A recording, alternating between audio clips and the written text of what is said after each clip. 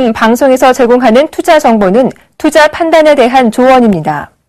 방송에서 제공하는 주식의 가치, 가격 상승 및 가격 하락에 대해서는 방송사에서 보장하지 않습니다.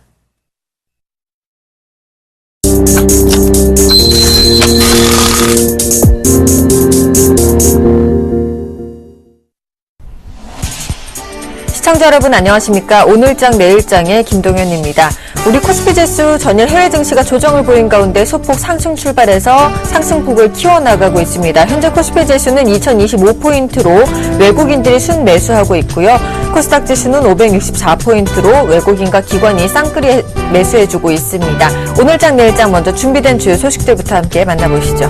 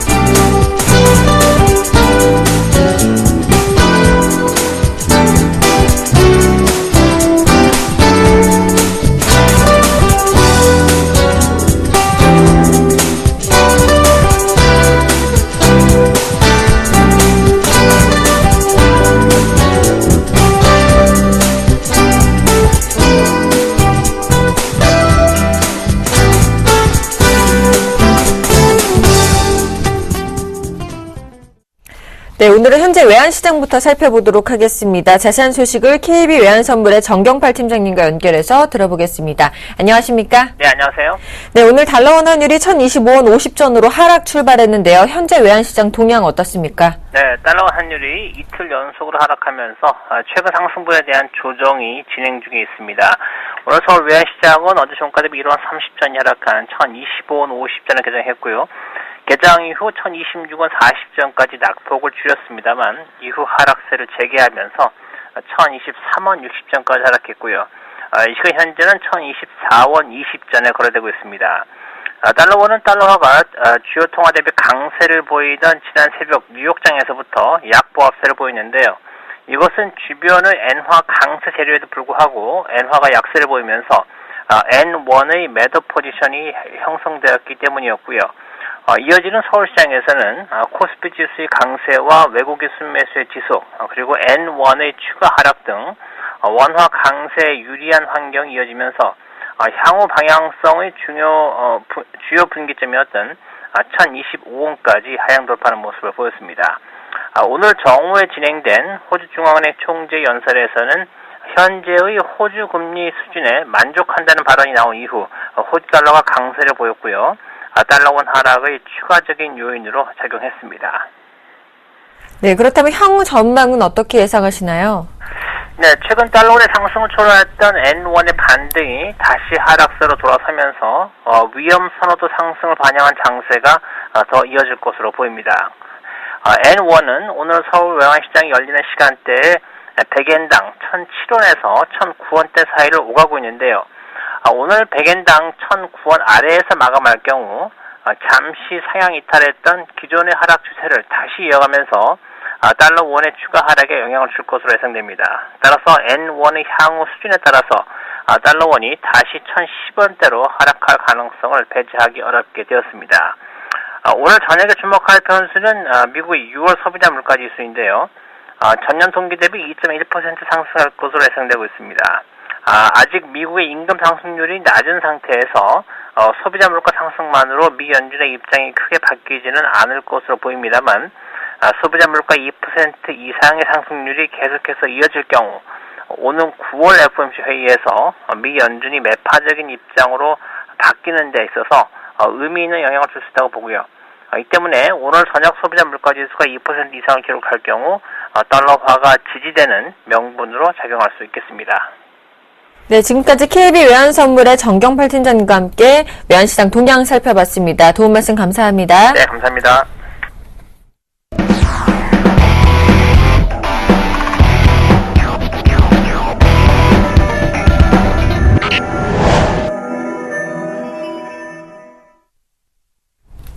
김용준의 시장 돋보기 시간입니다. 오늘 우리 시장에서는 어떤 이슈가 주목을 받고 있을지 샘플러스 김용준 멘토와 함께 알아보겠습니다. 안녕하십니까? 네, 안녕하세요. 예.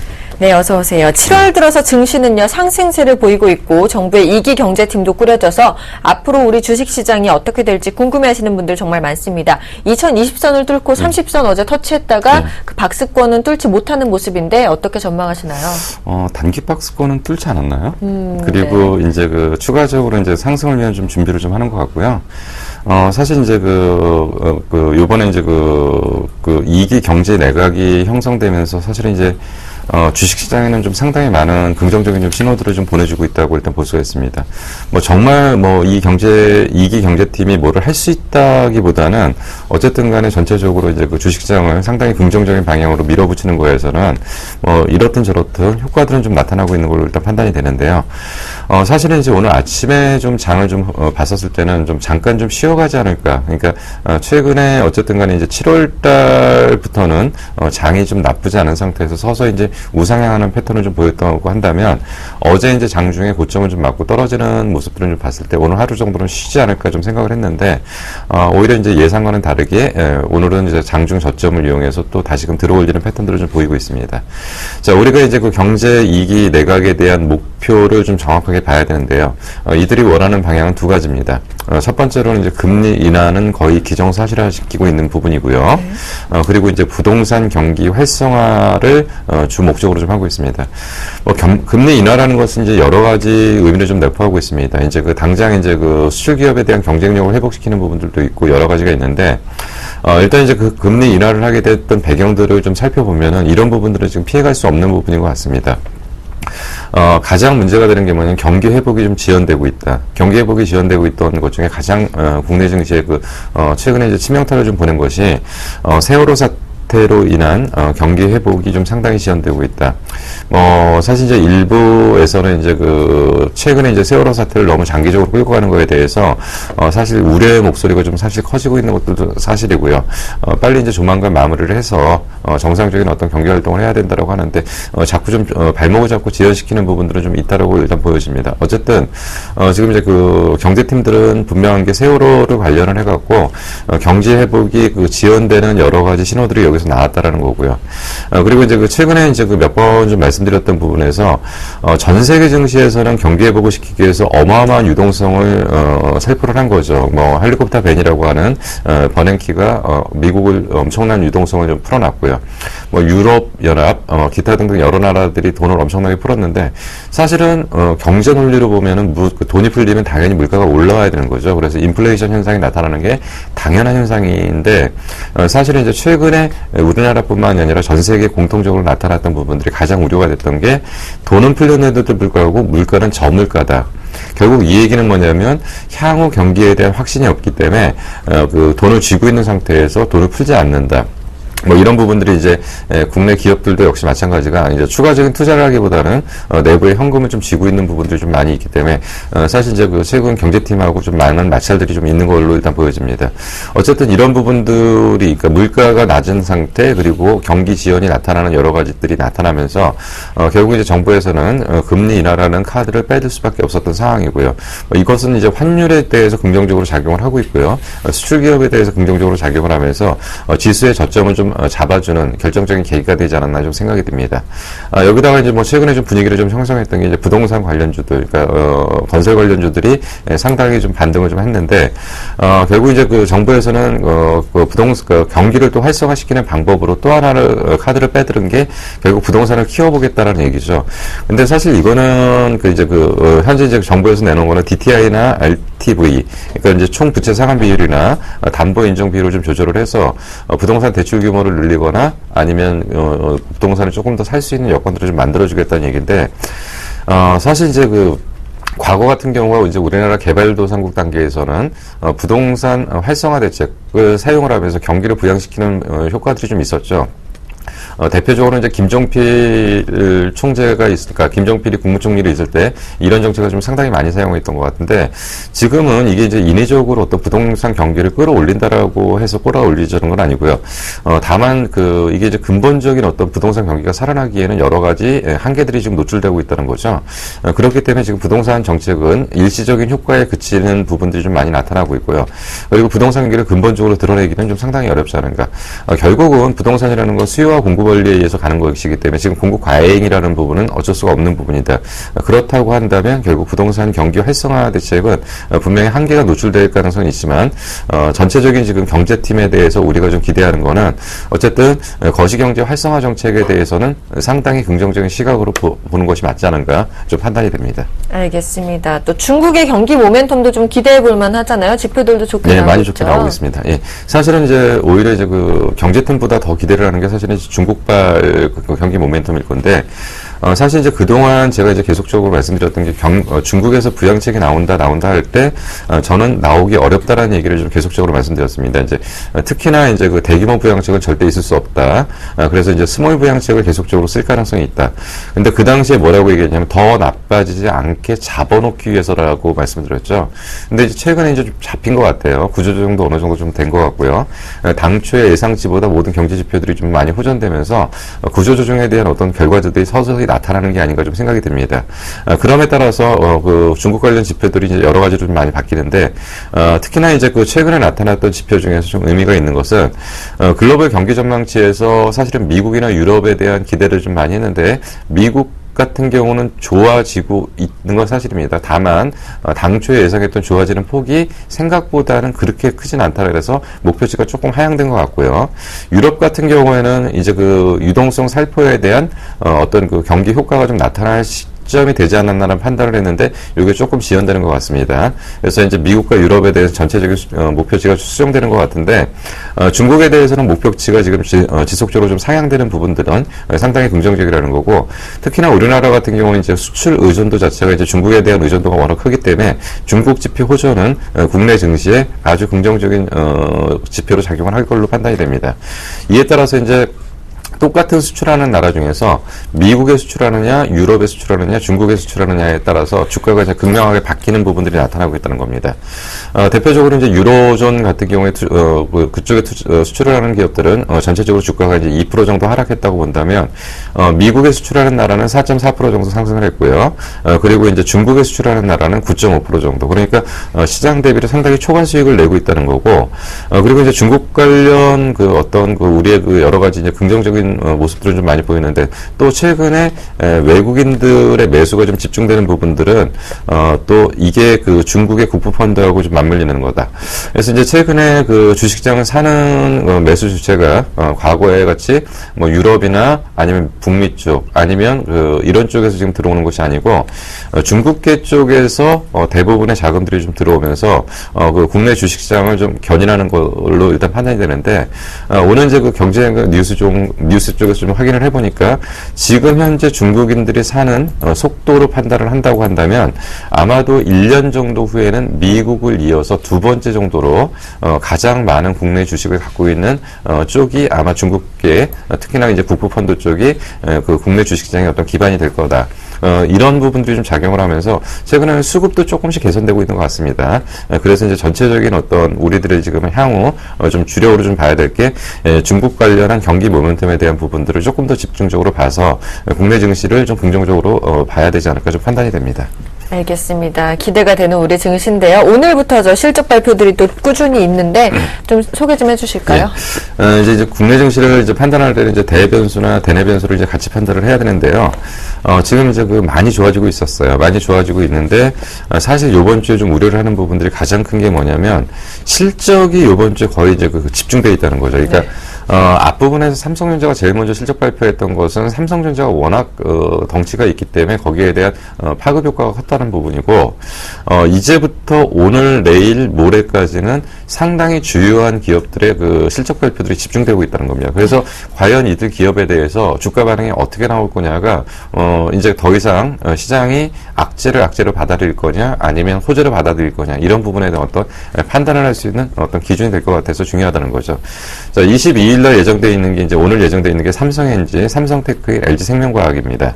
뭐 사실 여기서 이제 제일 문제가 됐던 게 이제 사실은 삼성NG에 대한 부분인데 일단은 실적은 조금 개선되는 걸로 일단 보여지는데 많이 좋아진다고 하지만 사실은 그동안 너무 안 좋았기 때문에 상대적으로 좋아지는 거고 그러니까 이런 부분들이 추세적으로 연속적으로 진행돼야 되는데 이제 제일 사실 삼성NG에 대해서 우려를 하는 것은 결국은 당장 숫자가 좀 좋아지는 게 문제가 아니고요. 아직까지도 얘네들은 이제 건설 쪽에서 해양 플랜트 부분의 비중이 거의 100%이기 때문에 과연 이제 그쪽 관련한 그 부분들이 아직까지 예전에 저가로 수주받았던 물량들을 내년까지는 그 실적에 반영을 해야 되기 때문에 그런 숫자들이 그다지 좀 긍정적으로 나오기는 좀 어렵다. 그렇기 때문에 어쨌든 삼성NG에 대해서는 점진적으로 좀 좋아지는 모습을 좀 확인해야 될 필요가 좀 있다라고 보고요.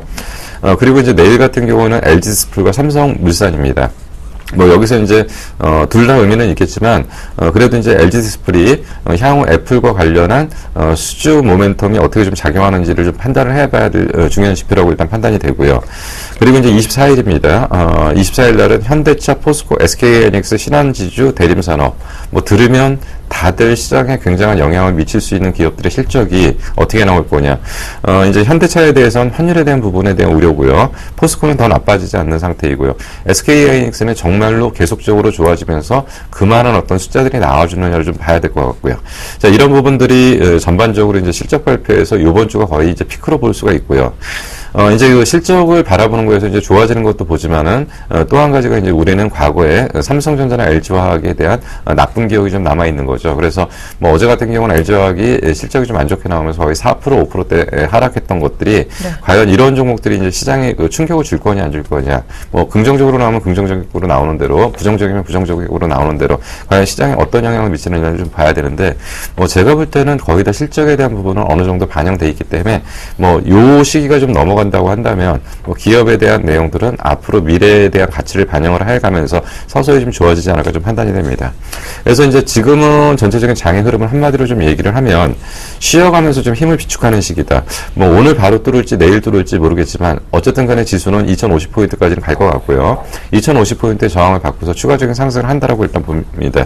뭐 이렇게 볼 수 있는 게 이제 아까 말씀드린 것처럼 수급적인 여건도 준비가 되어 있고 대외적인 여건도 다 준비되어 있다. 사실 이제 대외적인 악재가 지금 말레이시아 여객기 추락 그리고 이스라엘의 지정 확정도 있었고 이런 것들이 지금 전혀 저희 시장에는 반영을 안 하면서 시장 자체적으로 흡수를 하고 있다는 거죠. 그렇다고 한다면 악재가 아닌 상태에서는 안 빠진다는 건 올라간다는 얘기고요.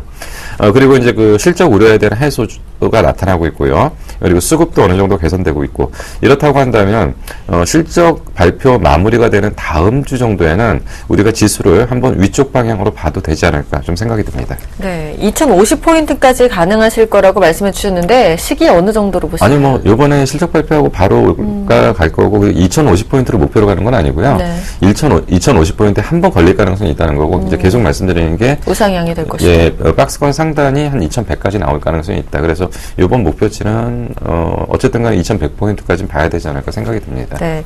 소개해 주시는 것마다 굉장히 좀 잘 갔어요. 조선주도 잘 갔고 그 건설주도 잘 가고 LED 관련주도 잘 가고 다음 타자는 어떤 종목이 될까요? 그거는 이제 다음에 한번 얘기를 하죠. 알겠습니다. 지금까지 샘플러스 김용준 멘토와 함께했습니다. 도움 말씀 감사합니다. 네, 감사합니다.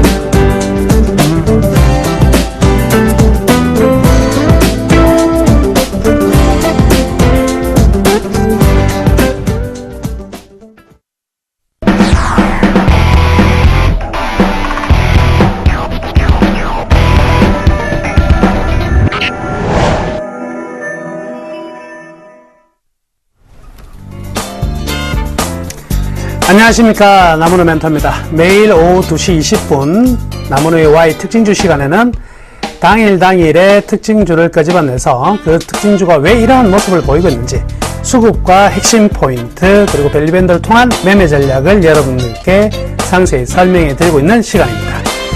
자, 본격적으로 이제 실적 시즌이 됐습니다. 그죠?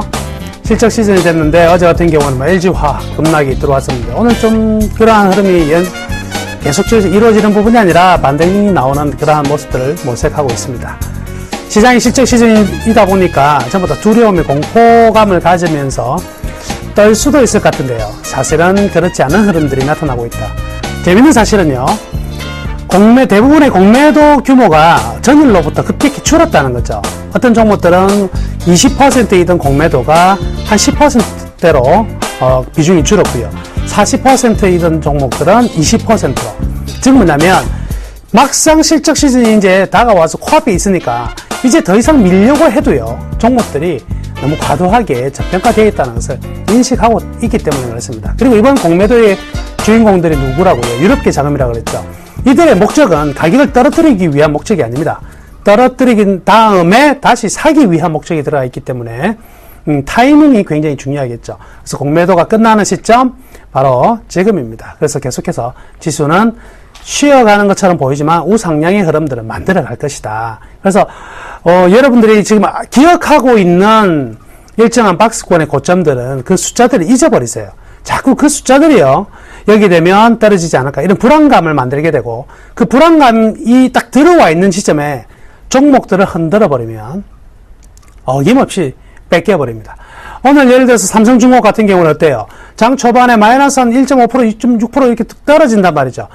아이고, 또 이것도 안 되나 보다. 안 되기는 뭘 안 됩니까? 다시 또 플러스 돌려놓잖아요. 지금 그렇기 때문에 최악의 국면들 다 지나갔습니다.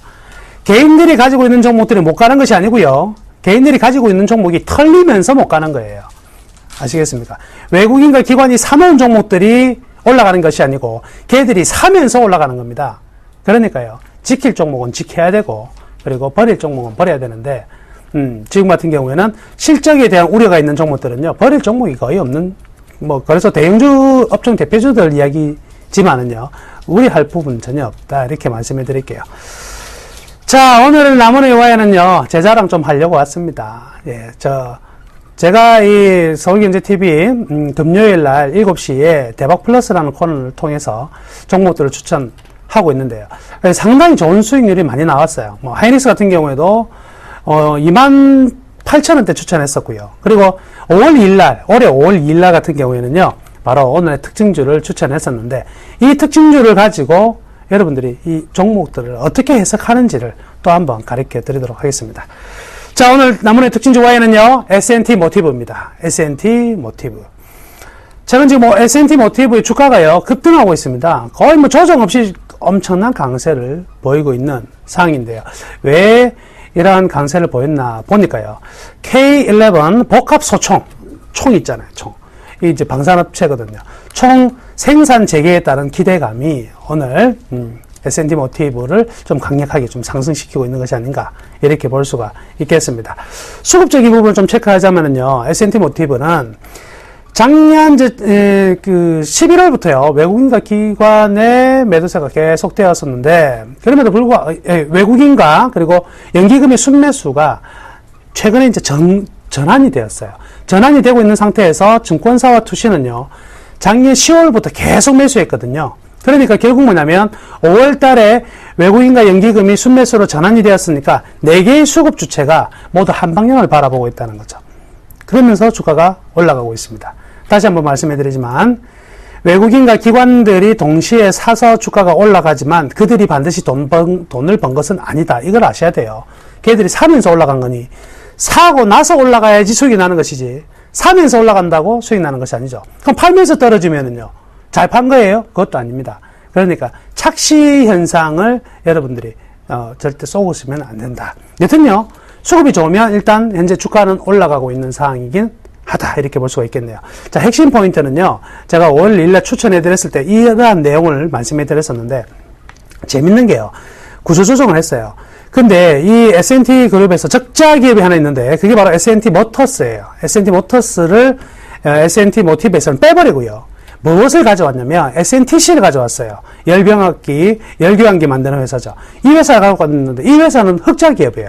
적자 기업을 버리고 흑자 기업을 택했으니 주가가 당연하게 올라갈 수밖에 없죠. 아주 간단한 상황인데도 이런 부분에 대해서 항상 그 앞에 나왔던 뉴스들, S&T 모티브 별로 안 좋아. 여기에 대한 고정관념이 결국 새롭게 변신한 회사의 새로운 성장성을 보지 못한다는 거죠. 여튼 이 편입의 효과는 1, 4분기에 평가액으로 엄청난 이익을 얻게 되고요. 결국 이제 현대차와 기아차의 이 전기 자동차 있죠. 전기 자동차의 모터 부분에 들어가는 부분들이 바로 이 S&T 모티브의 주력이거든요. 이 부분에 대해서 지금 중국이나 전 세계는 친환경차 쪽으로 흘러가고 있기 때문에 수혜를 받을 수밖에 없을 것이고, 방산 부분인데 이제 총기죠. 총기류를 이제 S&T 모티브가 많이 만드는데 이 총기의 방산 부분의 매출이 어디에 다 포진되어 있냐면 3분기에 다 포진되어 있어요. 그러니까 이 3분기에 대한 기대치가 사실은 가장 높을 때죠. 어떤 종목이라는 게요, 주기를 탑니다. 그죠? 예를 들어서 뭐 계절적인 황사 시즌 되면 황사 관련된 종목들이 올라가고, 여름 되면 아이스크림 파는 회사 좀 미리부터 올라갈 것이고, 이렇게 계절적인 흐름을 꼭 타는 것들이 있거든요. 주기적이 타는데 주가가 그 흐름을 안 타고 있을 때는요, 그런 종목들 사봐도 돼요. 왜냐면 어차피 똑같이 성수기가 들어올 거니까, 성수기에 들어오면 주가는 실적이 좋아질 수밖에 없을 거 아니에요. 그죠? 거기에 대한 기대감들, 이것들이 오늘의 주가의 상승을 만들었다, 이렇게 보시면 되겠네요. 자, 향후 전망을 보면은요, 1분기 구조조정 효과에 반짝했었다고 그랬잖아요. 근데 구조조정 효과뿐만이 아니라 이 S&TC가 지금 열교환기인데 어느 회사에 납품을 하고 있냐면 현대중공업 쪽으로 납품을 합니다. 선박에. 자, 지금 뭐냐면 조선업이 턴어라운드에 성공을 해버리면 이 기업은요, 방사는 안전한 매출을 만들어내고 있고, 그죠? 근데 여기에서 조선 부분에 관련되어 있는 자회사 S&TC가 수익을 많이 낼 수밖에 없고, 그러면 지분표 이익이 들어올 수밖에 없는 거겠죠. 그러니까 현재 사항은 사실은 S&TC의 최저의 어떤 수익률 상황에서 현재의 주가니까 향후에는 더욱더 좋아질 수밖에 없을 것입니다. 자, 2분기는요, 영업이익이 한 163억 원, 그리고 순이익은 한 99억 원 정도 전망이 되는데요. 근데 이 정도의 실적은 뭐 안정적인 흐름입니다. 1분기에 순간적인 지표였다면 2분기는 다시 본연의 실적으로 나타나고 있는데, 중요한 것은 제가 항상 이런 중소형 기업의 가장 중요한 포인트는 무엇이다 이렇게 말씀해 드린지 혹시 기억하십니까? 중소형제는요, 이익의 증가율이 아닙니다. 무조건 매출의 증가율이 가장 중요하다. 그런데 이 회사는 S&T 모터스를 버리고 S&TC를 가져옴으로써 매출액이 10% 이상 증가된 효과가 나타나고 있기 때문에 이 부분에 대해서 재평가가 이루어질 수 있다, 이렇게 보시면 되겠네요. 그나저나 이런 내용을 가지고 있긴 한데 주가가 많이 올랐잖아요. 그럼 이 주가는 얼마만큼의 가치평가가 되어 있는 상황이고, 고평가냐 저평가냐. 항상 제가 여러분께 말씀해 드리는 거는 본인이 가지고 있는 종목이 고평가인지 저평가인지 정도는 알고 들고 있어야 된다. 고평가라는 것을 알고 있다면 여참난 빠져나와야지. 이 고평가를 분명히 채워줄 만한 향후 성장성이 있는지, 펀더멘탈이 따라올 수 있는지, 여기에 대해서 계속 생각할 수밖에 없을 것이고, 저평가라면 걱정할 게 없다. 근데 즉 뭐냐면 가장 주식 투자에서 중요한 부분은 차트고 뭐고 이런 것이 아니라 이 종목의 오늘의 적정한 가격은 얼마인가, 이 부분이 가장 중요하다고 말씀해 드렸죠. 주식 투자에서 여러분들이 평생을 공부해야 될 것은요, 워렌 버핏과 피터 린치, 필립 피셔, 이들이 공부한 내용은 모두 다 적정 주가에 있다. 적정 주가를 찾아내는 그러한 공부를 하셔야 되지, 단순한 기술을 배우려고 하지 마세요. 뭐 차트 21선 골든 크로스가 나면 일목균형표가 볼린저 밴드가, 이거는요 얄팍한 기술입니다. 주가의 정도는요, 적정 주가, 기업의 내재 가치, 시장의 인정 가치, 그 안에 있다. 모든 해답은 그 안에 있다는 것을 절대 잊으시면 안 되겠네요. 자, 밸류밴드 보시면서 매매 전략 세워드리도록 하겠습니다. 자, 밸류밴드 보시면은요, 저기 A 포인트 동그라미 되어 있는 부분이 바로 적정 주가입니다. 중간에 초록색으로 저 선 5개 중에 중간의 선이 적정 주가예요. 저 A 포인트가 제가 추천한 날이네요. 거기에서 이제 성장으로 가는 부분이기 때문에 B 포인트까지의 목표가를 세워드렸고요. 지금 보시면은 주가가 어디까지 와 있습니까? 거의 B 포인트에 근접해 있는 상황이에요. 그런데 B 포인트에 물려져 있는 저 선들을 한번 보세요. 선이 뭐냐면 2분기에서는 살짝 지금부터 살짝 내려갔다가 다시 올라가거든요. 그러니까 뭐죠? 지금은 실적의 2분기가 서프라이즈가 나올 것은 아니다. 다만 3분기에는 2분기보다 좀 나아질 것이라는 전망이 주가의 길로 저렇게 표현해 둔 겁니다. 그러면 현재의 실적가치 시장가치상 현재 시점의 적정 주가는 A포인트 가격 31,000원이에요. 그럼 지금 가격이 35,150원이니까 저기에 비해서는 약 한 10% 정도는 고평가되었다고 볼 수가 있겠죠. 이 고평가를 어디서 인정을 해줘야 되느냐? 바로 2분기 컨센서스에 아까 영업이익 163억 그리고 순이익 99억 정도를 그대로 마크를 해주느냐? 그리고 3분기에는 분명히 제가 말씀해드렸죠. 이 방산 부분에 대해서 가장 성수기에 돌아가기 때문에 그에 따른 이익 성장 그리고 SNTC가 조선업의 화랑으로 터닝이 된다면 그에 따른 성장 이런 기대감이 들어가 있다면 3분기 기대치로 아까 C포인트 최위의 선까지도 가능해요. 그 가격이 얼마냐면 42,000원입니다.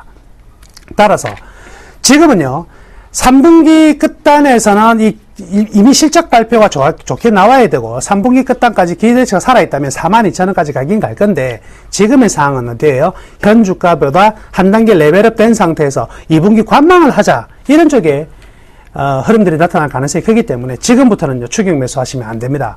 42,000원까지 가더라도 지금 필요한 것은 가격이 더 떨어지면 사겠다 하는 게 아니고요. 타이밍이 좀 필요해요. 그래서 지금 같은 경우에는 약 한 달 정도까지, 한 달 정도는요, S&T 모티브는요, 그냥 매수 안 하시고 철저히 관망으로 하셔도 될 것 같고요. 가지고 계신 분들은요, 한 번쯤 잘라주고 나서 한 달 뒤에, 한 달 동안 다른 데서 좀 향유하다가 다시 들어와도 기회가 있을 것 같아요. 근데 나는 끝까지 한번 보고 싶다 하시는 분들은 한 3, 4개월 정도 더 매도 타임을 딜레이를 시키면서 전체적으로 보는 것도 나쁘진 않겠네요. 여튼 지금은요, 조금 쉬어가는 구간에, 밸류에이션 측면으로는 이제 들어왔다. 이렇게 보시는 게 맞을 것 같습니다.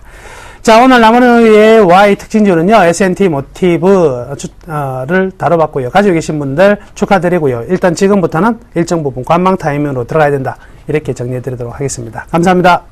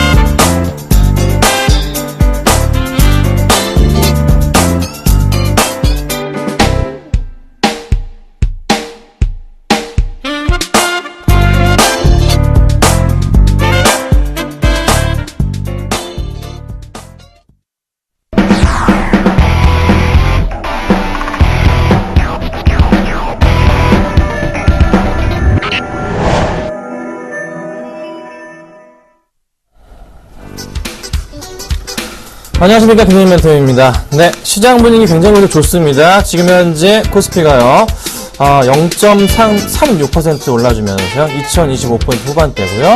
코스닥은 0.54% 정도 상승하면서 564포인트 후반대 움직임 좀 보여주고 있습니다. 자, 빠르게 시장이 좀 움직이는 모습 자체가 좀 포착이 되고 있어요. 어떻게 좀 여러분들 대응을 해야 될까? 참 궁금할 수 있는 좀 그런 시장인 것 같은데, 시장 반응을 살펴보자면 오늘 시장에서 현재 오르는 종목군들 뭐가 있습니까? 바로 실적 발표가 이제 기대가 되는, 그래도 3분기 실적과 더불어서 2분기 실적이 끝마치고 나서 3분기 실적 기대가 되는 종목들 위주로 해서 조금 움직이는 흐름들이 좀 포착이 되고 있습니다. 그리고 뭐 삼성 엔지니어링이나 건설주들 대부분 흐름이 굉장히 좋은데, 엔지니어링 같은 경우에도 잘 아시겠지만은 2분기 실적 있죠? 오늘 발표를 합니다. 아직 발표 안 했는데요. 여러 가지 기대감 같이 보시고 좀 대응하시면 어떨까 좀 말씀을 좀 드려볼게요. 그래서 어떻게 실적 확인한 이후에 대응하셔야 됩니다. 꼭 그렇게 대응하셔야 돼요. LG화학도 실적 발표하자마자 급락한 다음에 다시 천천히 올라가지고 있는 이런 포인트들이 보이거든요. 그래서 실적 발표된 이후에 수급이 조금 매수가 들어오는 종목이 주로 해서 보셔야 되지 않을까 말씀드릴 테니까 잘 참고하시고 대응 부탁드리겠습니다. 자, 종목 상담 같이 해드립니다. 013-3366번에 0110번으로 문자 주시면요. 빠르게 해결해 드리도록 하겠습니다. 아셨죠? 자, 수급 100점 좀 보겠습니다. 자, 오늘 가지고 나온 종목입니다. 삼성 전기가 걸렸어요. LG 디스플레이가 어제 급락 이후 다시 급등이고요. GKL, 두산중공업, 현대건설 보겠습니다. 자, 먼저 삼성 전기입니다. 오늘 3% 올라가요. 제가 이제 오전 방송에서 선상클럽에서 이거 이제 매도해야 되냐 질문 주신 분들한테 매도하지 마세요. 가져가세요라고 말씀드렸습니다. 그렇죠? 봐야 돼요. 3% 급등합니다. 바닥 확인이 좀 되는 것 같습니다. 네, 잘 맞춰드렸죠? 자, 추가적인 상승 가능성 있을 것 같네요. 왜요? 오늘 시장에서 수급을 체크해보자면 금액으로 보겠습니다. 자, 외인이 61억 정도 매수가 들어와주고 있고요. 기관들도 한 7억 원 가까운 매수를. 외인과 기관이 양매수가 잡혀요. 자, 그런데 최근의 수급은 살펴보자면 네, 외인이 정말 꾸준하게 매수해줬어요. 그렇죠? 기관이 이틀 연속. 잘 보세요. 개인이 팔고 나가잖아요. 개인이 팔고 나가면 제가 항상 뭐라고요? 괜찮은 모습이다 말씀드립니까? 되지 않습니까? 그래서 이거 뭡니까? 오케이. 갈 수 있는 포인트 잡혔습니다. 그렇죠? 자, 그래서 오늘 상승을 제대로 주고 있네요. 추가적인 상승 분위기 나올 가능성은 높지만 어떻게 대응해야 된다고요? 여기가 바닥 포인트로서 올라갔다가 내려왔다가 다시 올라갈 가능성 있습니다. 단기적으로 나올 수도 있어요. 어떻게 대응해야 됩니까? 당장의 매수가 아니고 두 번째 바닥 포인트 나오면서 여기서 뭐가 들어올 때 수급 매수 들어올 때 매수를 하셔야 돼요. 천천히 보세요. 계속 갈 수 있는 종목 너무 급하게 매수할 필요 없습니다. 천천히 대응하자 말씀드리겠습니다. 자, 두 번째 볼게요. LG 디스플레이입니다. 자, 어제 밀리더니만 오늘 다시 매수를 해줍니다. 어제 시장에서 사실 LG 디스플레이는요. 외인들과 기관 양매도가 나왔어요. 특히나 어제 그제 외인들 많은 물량이었고요. 지난 금요일까지 해서 어제 기관들 그렇게 잘 사주다 어제 매도를 했는데 오늘은 또 웃기는 게 순양으로 봐드릴게요. 외인이 21만 주 매수를 하고 기관이 현재 6만 주가량 매수를 해줍니다. 볼게요. 다시 볼까요? 외인이 얼마? 21만 주가량? 판 거 다 사나요? 기관들도? 판 거 다 사나요? 상승으로 분위기. 자, 더 갈 수 있을까요? 가능성 좀 지켜봐야 되겠지만은 가능성은 좀 있지 않나 판단입니다. 자, LG 디스플레이와 LG 이노텍과 LG전자 이 LG 그룹의 IT 3인방 중에서 LG 디스플레이하고 그 다음에 하나 뭐 있죠? LG 이노텍을 좀 봐도 될 만한 게 아이폰 효과. 특히 LG 디스플레이 같은 경우는 잘 아시죠? 아이폰 6가 화면이 크게 나와요. 누가 수혜가 될까요? LG 디스플레이 수혜가 되겠죠? 9월쯤에 나올 것 같은데요. 그에 따른 이슈 또 한번 계속 나올 것 같습니다. 그래서 기관들이든 외인들이든 쉽게 종목을 버리지 못하는 것 같아요. 요 포인트 기억하시면 좋을 것 같습니다. 자, 그 다음은요. 그랜드 코리아를 해줘보겠습니다. GKL이요. 오늘 밑꼬리다고 제대로 올라갑니다. 오늘 시장에서 오전부터 올라갔던 게 뭡니까? 강원랜드. 강원랜드가 오늘 장중에 4%, 현재도 4%네요. 4% 이상까지 지금 잘 가고 있는 모습 포착이 되고 있는데요. 자, 잘 급등해주고 있죠? 정말 제대로 갑니다. 다시 GKL로 와서 GKL도 큰 흐름에서 보자면 여러 번 말씀드렸어요. 이 종목 뭐요? 121선 깨고 내려갔다 하면 참 싼 구간이다 말씀드렸잖아요. 얼마 전에 말씀드렸어요. 기억하실지 모르겠는데 지난주에 말씀드렸어요. 그쵸? 네, 치고 올라갑니다. 자, 수급 보겠습니다. 자, 오늘 수급에서 외인들이 4만 주, 기관들이 14,000주 현재 순매수를 보여줍니다. 최근의 수급사항 보자면은 좋지 않은 수급이 최근에 나오는 싶었지만 오늘 다시 고스란히 잡아주네요. 자, 상승 분위기로 분위기 전환 나오는 흐름. 더 갈 수 있을까요? 갈 수 있어요. 조정 나오면서 이렇게 올라갈 것 같아요. 다음에 올라간다면 어디까지 갈까요? 이 종목 항상 그랬듯이 어떻게? 전고점을 뚫고 올라갑니다. 올라갈 때마다. 다음 포인트 어디까지? 5만원까지 가겠죠? 그쵸? 네. 뭐, 떨어진다고 해서, 뭐야, 안 가잖아. 그게 아니에요. 요런 식으로 가는 거예요. 올랐다, 내렸다. 올랐다, 내렸다. 이렇게 올라가는 겁니다. 아셨죠? 잘 지켜보시길 바랍니다.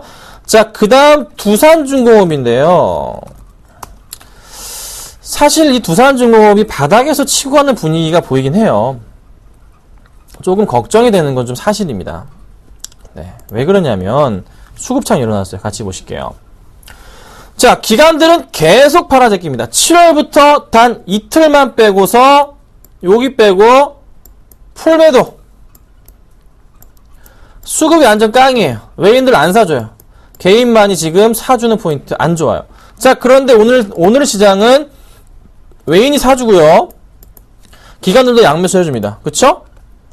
그래서 이렇게 반짝 급등 포인트 나오는데, 이때부터 해서 여기가 작년 2013년 박스권이고요. 2014년에 또 새로운 박스권을 보이는 게 요 구간이죠. 박스권 하단에서 상단으로의 직행 가능성 있다면 얼마까지? 37,000원까지는 가격 잡히네요. 가능성 있다 말씀드리겠습니다. 죄송합니다. 네, 1차적으로는 볼 때는 한 35,000원 정도까지의 가격 흐름이 나오지 않을까 판단이 들어요. 그 이후에 추가적인 상승 가능성이 있기 때문에 잘 지켜보시고 대응 부탁드리도록 하겠습니다. 네. 자, 마지막으로요. 현대건설 볼게요. 자, 현대건설 오늘 2.4% 올라갑니다. 자, 오늘 현대 관련 뭐 철강 건설주들이 급등을 해요. 현대아이스코도 급등하고 있죠. 현대아이스코 저도 궁금해서 한번 볼까요? 8%. 많이 밀렸네요. 아까 막 장중에 현대하이스코가 14%까지 올라갔었거든요. 이 현대하이스코가 시총이 얼마? 1조 6천억짜리가 14%. 무섭습니다. 자, 현대건설 2.3% 올라갑니다. 자, 제가 건설주 봐야 된다고 최근에 계속 말씀드렸어요.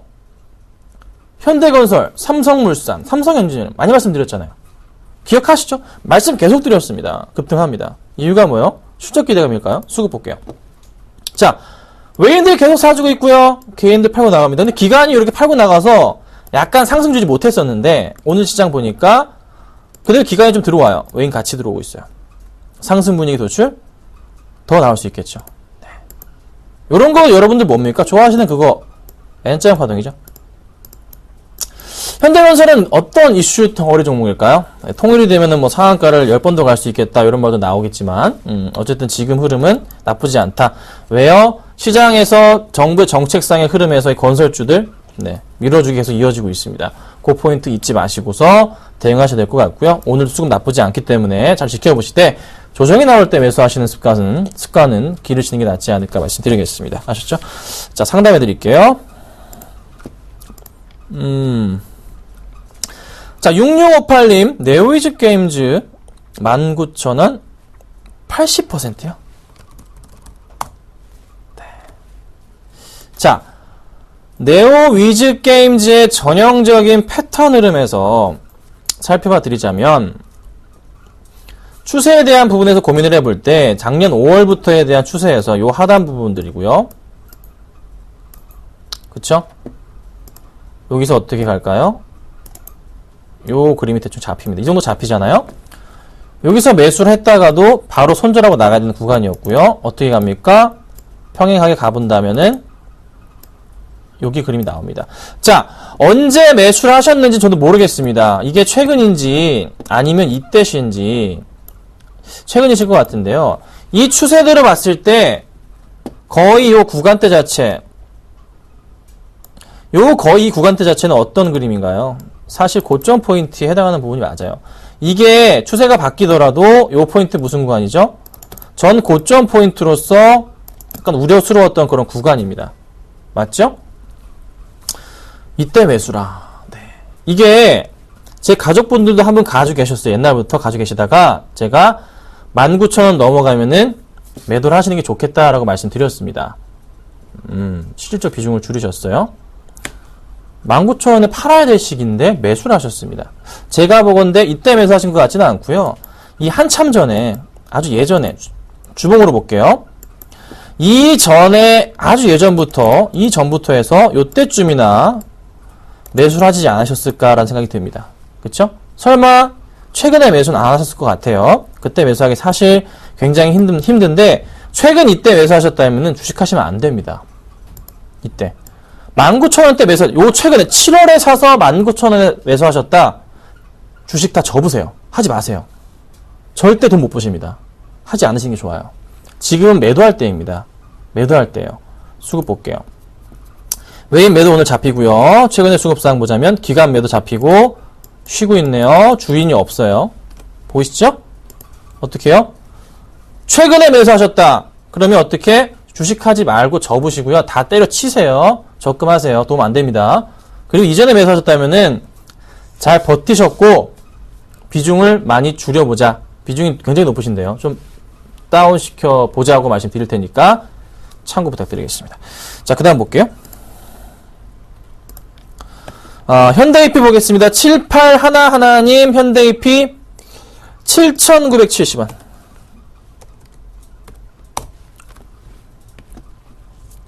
자, 이분은 또 언제 매수하셨나요? 자, 보세요. 추세 볼 때 거의 추세에서 움직임이 나오죠. 그쵸? 최근 추세로 다시 잡자면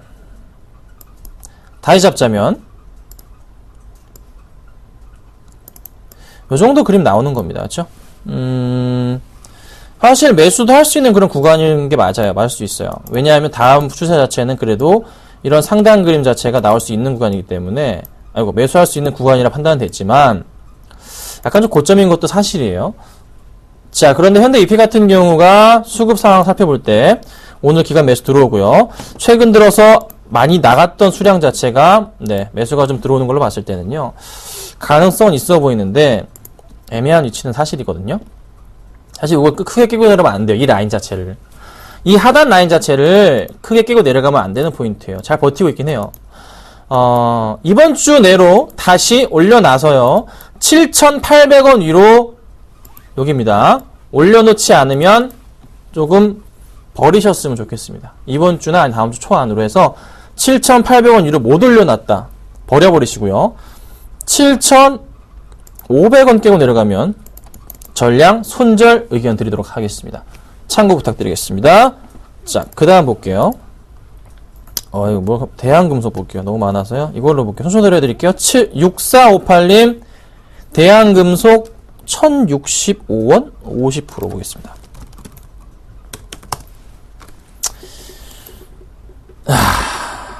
제가 이렇게 한숨을 쉴까요?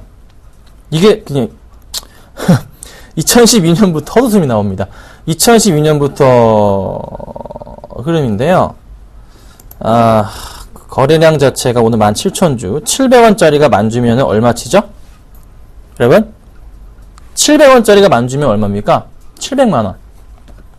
오늘 거래량 얼마? 1,000몇백만원. 네. 그쵸? 1,000원대시라. 요때 볼게요.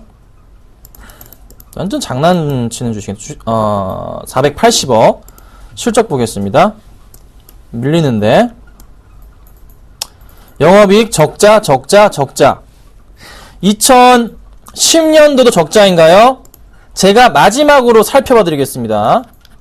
시간이 걸리더라도 봐드릴게요. 2010년도로 돌아가 보겠습니다. 지금 다트를 열 수는 없으니까요. 조금 번거롭더라도 여러분 이해 좀 해주세요. 이분 살려드려야 됩니다. 지금 살려드려야 돼요. 이해 좀 해주세요.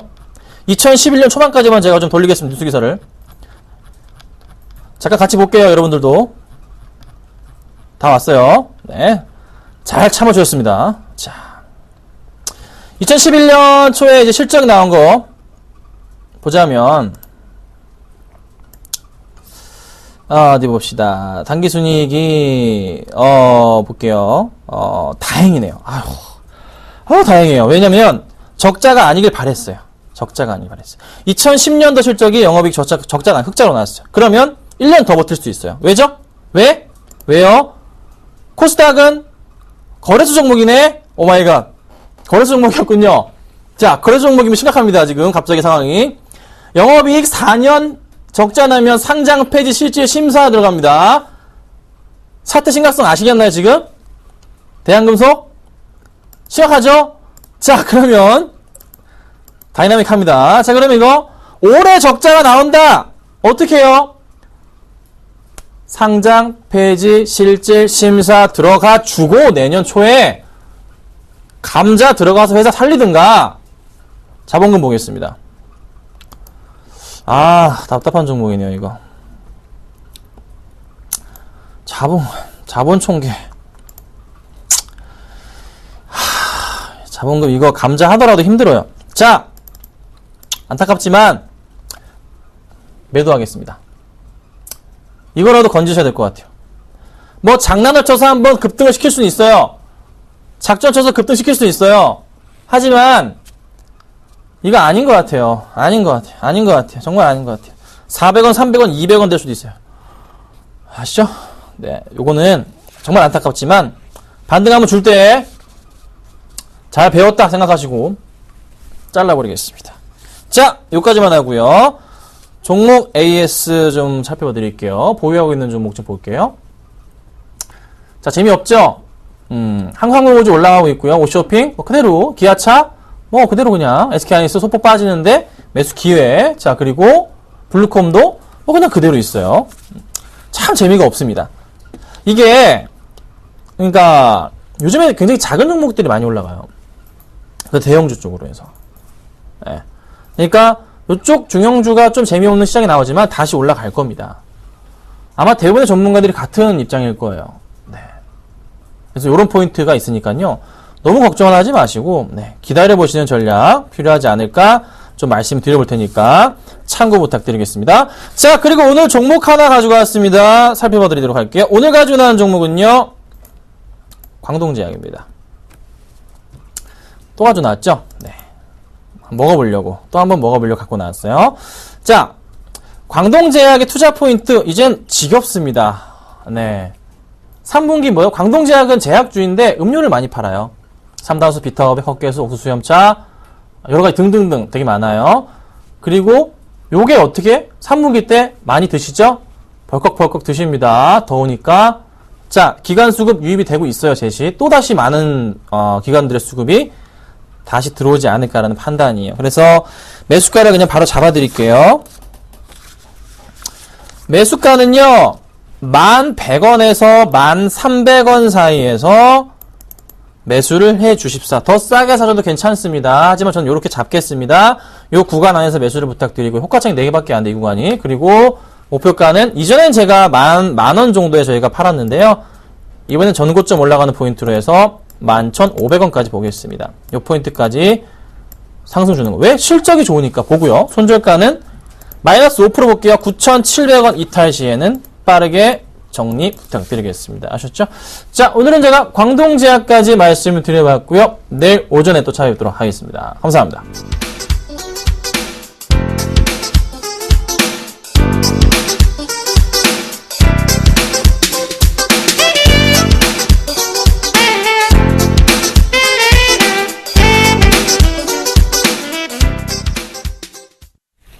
장 마감까지 7분여 정도 앞두고 있습니다. 현재 코스피 지수는 2026포인트에서 마감이 예상되고요. 코스닥 지수 역시 외국인과 기관의 쌍끌이 매수 덕분에 564포인트에서 마감이 예상되고 있습니다. 오늘장 내일장 오늘 준비한 소식은 여기까지입니다. 시청해주신 여러분 감사합니다.